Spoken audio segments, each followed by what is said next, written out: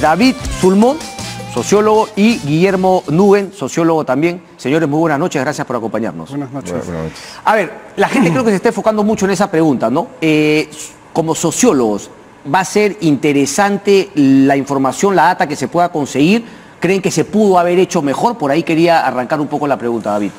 A ver, bueno, es una pregunta que en el sistema de estadísticas peruano se hace ya desde hace varios años en las encuestas nacionales de hogares y en la encuesta nacional de demografía y salud familiar. Es decir, para el sistema estadístico no es una pregunta desconocida. Lo que sí es cierto es la primera vez que se va a hacer en un censo, pero se viene haciendo desde el 2001 en las encuestas nacionales de hogares, arrojando resultados bastante consistentes a lo largo del tiempo, que señalan sobre todo brechas de desigualdad entre poblaciones que podemos asociar con pueblos indígenas u originarios y poblaciones que se autoidentifican como mestizos, por ejemplo, ¿no? Entonces ahí es donde uno puede encontrar las brechas más importantes. Es una pregunta que además desde finales del siglo pasado se ha venido introduciendo en distintos censos de América Latina, a raíz de todo un proceso de discusión y de promoción de derechos de minorías étnicas y de lucha contra el racismo a nivel mundial. Entonces varios institutos de estadística en distintas partes del mundo, entre ellos América Latina, han incluido preguntas destinadas a indagar sobre la autoidentificación étnica de las personas en los censos y en las encuestas nacionales, ¿no? Entonces, la gran novedad en el caso peruano es que se va a hacer por primera vez en un censo, y creo que es bastante positivo que esta sea una ocasión para discutir sobre estos problemas, las desigualdades, las diferencias, la importancia de ciertas poblaciones en nuestro imaginario nacional, en nuestra historia, en nuestro futuro, ¿no? Correcto. Guillermo, coincides con él, y también ese tema, ¿no? Si es que se pudo, digamos, si es que quizá algo mejor, pero si coincides con la importancia, con lo positivo que es plantear este tema de cómo uno se ve. El tema es importante. Sin embargo, yo hubiera preferido trabajar más la línea de lenguas originarias, que en el Perú, con la excepción de los grupos afrodescendientes, generalmente hay una casi coincidencia entre diferenciación étnica y lengua originaria.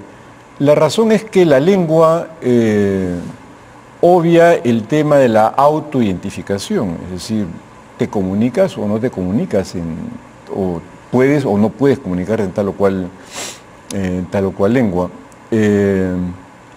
Esa pregunta de la autoidentificación, por ejemplo, sí me habría parecido tremendamente pertinente para el tema del género. Usted se siente hombre, se siente mujer. Correcto. Que creo que sí habría sido tremendamente importante. Sin embargo, y eso lo estaba hablando con David antes del programa, digamos, poniendo en la balanza los pros y los contras, finalmente yo creo que de esta pregunta se desprenden más beneficios que problemas. Ok. Particularmente para problemas de gestión presupuestal, muy concretamente, es decir, Ministerio de Educación, de Salud, de Cultura, van a poder justificar demandas presupuestales con una base empírica más clara. Es decir, hay tales grupos para los cuales es importante tener, por ejemplo, un mayor presupuesto y para firmar tales políticas de identidad cultural. Correcto. Eso sí, sin duda es una ventaja, pero la autoidentificación, pues, para ese tema en particular, como en efecto es parte también de lo que estamos conversando del programa, además es la única pregunta, entonces se meten muchas cosas en un solo... Se pudo, ¿no? Se pudo haber hecho mejor, profundizado más para tener la cosa un poco más clara, ¿te parece? Quizás el tema territorial me hubiera parecido muy importante. Ok, el tema territorial y el tema de las lenguas.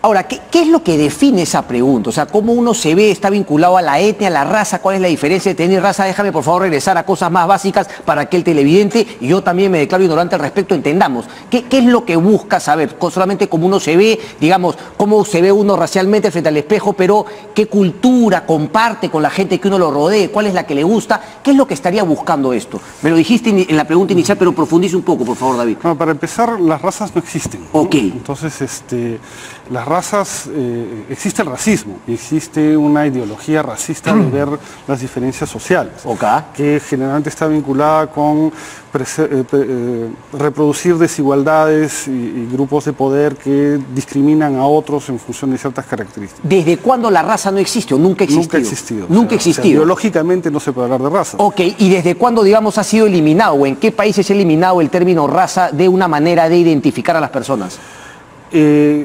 Curiosamente, por ejemplo, en el caso en el caso de Perú, en el último censo donde se preguntó algo parecido, se preguntó por raza. En el censo del 40, el Instituto de Estadística de esa época hizo un censo donde una de las preguntas era de identificación racial, pero no era de autoidentificación racial, sino era el entrevistador que mirando las características físicas lo marcaba una casilla.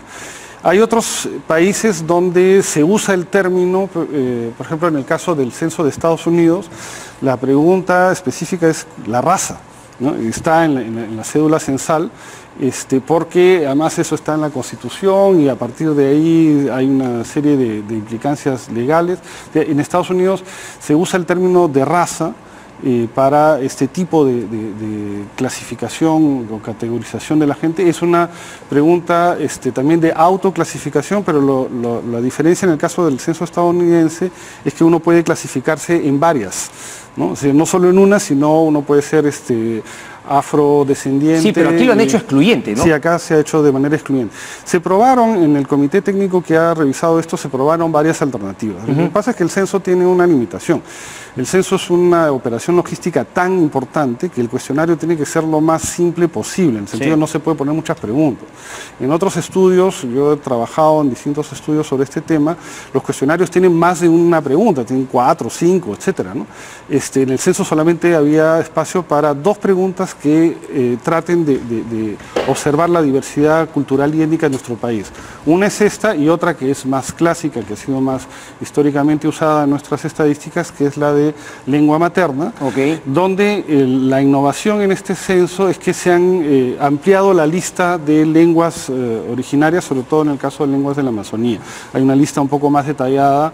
Antes se invisibilizaba más algunas lenguas de pueblos muy pequeños.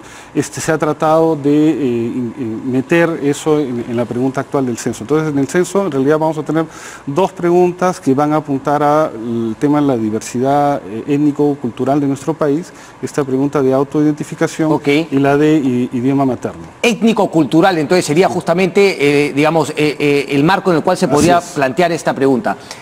Guillermo Nubel, ¿cuánto crees que podría coincidir, digamos, porque el tema étnico-cultural tiene una realidad o también es subjetivo? O sea, uno podría decir, bueno, ¿qué es lo que tú te sientes? Pero también hay un tema real. Si es que yo reviso tu árbol genealógico, podría decir, bueno, tienes de esto no, de esto sí. ¿Es así? ¿Puede haber una diferencia entre lo que es real con lo que uno se percibe a sí mismo? Es interesante pregunta. A ver, cuando mencionaba el tema de las lenguas originarias, me refería a que es un criterio socialmente muy claro. En las sociedades donde el racismo es un problema político definitorio, no hay duda sobre las razas. Nadie se siente mezclado, se siente un día de una raza, otro día de otra, o según el barrio. No. Ahí, digamos, es una cosa muy definitoria. Tanto que incluso en censos puede tener eso una expresión muy clara.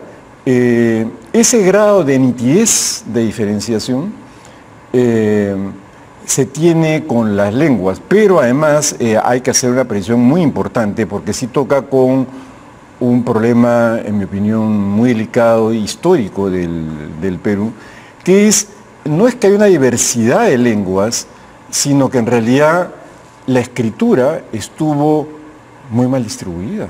Es decir, exceptuando el periodo inicial, cuando en el siglo XVI, cuando llegan predicadores que se dan cuenta que tenían que hacer catecismos en castellano, en quechua y en aymara, que fue un momento.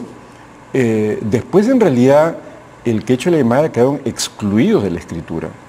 Entonces, cuando tenemos estas diversidad de lenguas, también es porque no tuvieron escritura. Es decir, yo creo que diferenciación legal más importante que hemos tenido en el Perú giró en torno a la escritura, al punto que la última restricción formal para ejercer el derecho al sufragio fue la capacidad de leer y escribir. Y todavía en la Constituyente del 79, no estamos hablando de hace mucho, de hace mucho, pues habían personas constituyentes que decían que no, el problema era que aquí hay gente pues que no solamente no sabe leer, sino que habla otro idioma, son una nación aparte y que por tanto no había que darles el derecho al voto. Estábamos hablando de 1979, eso está en el diario de debates de la Constituyente. Entonces, yo sí creo que lo que ha sido una diferencia muy nítida es el tema de las lenguas, y por eso la desigualdad se reproduce en el Perú contemporáneo a través de la educación, que es el canal de la escritura. Es decir, sigue siendo el principal elemento. Ahí, digamos, la mayor parte de mis colegas piensan que no, que el principal tema del Perú es un tema de diferenciación racial. Yo, la verdad, creo que la principal fábrica de desigualdad está en la escuela. O sea, ¿tú crees que finalmente el tema de raza pasaría a un segundo plano si es que igualáramos las oportunidades a través de la educación? En una gran medida, en una gran medida. Mejor dicho, probablemente igualando las oportunidades de la educación, otras diferencias, por ejemplo, las étnico-raciales, podrían ganar en visibilidad, pero ahorita lo que te determina tu posibilidad de movilidad social, pues claramente es la educación, claramente. Yo creo que también, David. Yo creo que hay evidencias que apuntan a que es un fenómeno más bien multidimensional, varias dimensiones. Efectivamente, sí, el tema educativo es importante, pero sigue también habiendo mecanismos de reproducción de exclusión basados en prácticas de discriminación racial. Eso uno lo ve incluso en países donde hay una amplia igualdad educativa, ¿no? Por ejemplo en Cuba. En Cuba, investigaciones sociales que muestran que más allá del gran logro educativo que tienen los cubanos en general, sigue reproduciéndose diferencias en una sociedad supuestamente igualitaria entre personas de tez de piel más clara y personas claramente de ascendencia más afrodescendiente. Eso sucede también en otros países donde los es que ahí quizá en Cuba le está faltando el componente de libertad, ¿no? Digo yo. Libertad política, económica, de pensamiento, libertad. Pero justamente el problema es que la educación por sí sola no resuelve los problemas de no sé si ante el ejemplo de Cuba me podría... Si me das otro ejemplo, la compro. No, en Estados Unidos también. Estados Unidos también. En Estados Unidos, en Argentina también. Hay un estudio que se hace en América Latina y que en todo el continente, que es una encuesta bienal, que se hace cada 2 años, que es el Barómetro de las Américas, de la POP, donde una de las preguntas que tiene, es controversial, pero digamos clasifica a las personas en términos de color de piel. Y consistentemente en toda América Latina se ha encontrado lo que se llama una pigmentocracia, es decir, una jerarquía social de desigualdades socioeconómicas muy vinculadas con el color de la piel. Y a mí me extrañó mucho que eso se menciona en un congreso en el que estuve en Argentina. Los argentinos decían, uno de los predictores más grandes de desigualdad socioeconómica es el color de la piel. O sea, en Argentina... Claro, no es tan marcado. Pero efectivamente se encontraba que eso sigue, o sea, digamos, hay ahí algo que va más allá de los niveles de desarrollo socioeconómico, que tiene que ver con cómo se reproducen ciertas culturas y privilegios y maneras de clasificar a la gente, que es un nudo difícil de romper. Y yo creo que visibilizándolo, discutiendo, haciendo un debate, vamos a tener mayor conciencia de que es un problema que todavía existe y que hay políticas que deben incidir en ello. Es importante porque el tema educacional sí está bien planteadito en el censo, ¿no? Creo que hay muchas preguntas respecto a la educación de cada uno de los hogares que finalmente va a responder. 2 preguntas. Sí. Ahora, con este termino porque el tiempo me gana, pero es un poquito conservador, ¿no? Porque tú decías, no ha incluido, por ejemplo, la pregunta de género. Hoy día hablaba con Farid Matuk, que me ha dicho que, por ejemplo, que los hogares en los cuales formen un hogar 2 personas del mismo sexo, si bien ellos se van a poder ir tranquilos, porque el censor va a marcar 2 personas del mismo sexo, una vez que eso llegue a la computadora del Estado peruano, ya sea en cualquier organismo, eso va a desaparecer. No va a salir ninguna data de hogares del mismo sexo, conformados obviamente, para la redundancia, por personas del mismo sexo. O sea, hay algunas cositas que todavía, digamos, ¿no? Guillermo.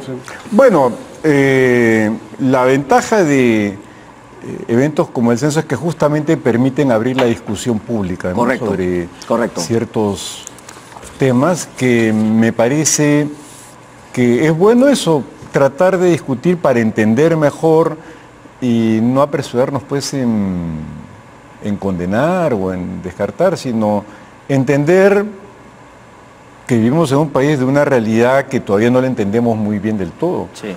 Y creo que cuando decimos que el Perú es un país muy complejo, es un eufemismo de autopiedad que todos tenemos para indicar que en realidad es una realidad que no entendemos muy bien. Entonces nadie quiere decir, esto no lo entiendo muy bien, no, es muy complejo esto.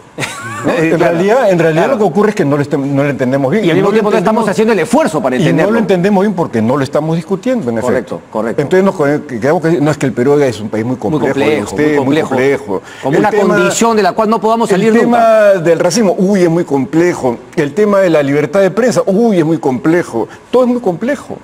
Y en realidad lo que pasa es que no tenemos las cosas suficientemente claras. Correcto. Por un temor quizás justamente a entrar al tema de discusión. Aquí también como medio de comunicación, este tema del censo y de las preguntas las hemos debido venir tocando hace 3-4 semanas, para que en verdad la información que después todos vamos a dar pueda servir finalmente a lo que busca, que es tener más claridad respecto de la realidad. Para terminar, ¿se animan dentro de la pregunta 25 ya que estamos hablando? Ayúdenme, denme luces. ¿Cómo te define, Bueno, lo que voy a decirle es, para responder esa pregunta, le voy a decir al entrevistador, ¿usted cómo me ve? Así. Y ahí justamente la cerrará, David. Yo tengo ancestros franceses, entonces así como hay gente que se define como Nikkei o Toussaint, yo me definiré como franco-peruano. Como franco-peruano. Pucha, yo no sé cómo me definiría ya, caracho, como de conductor de bocajarro. Gracias, señores, es un placer. Nos vemos el día de mañana. Chau, chau.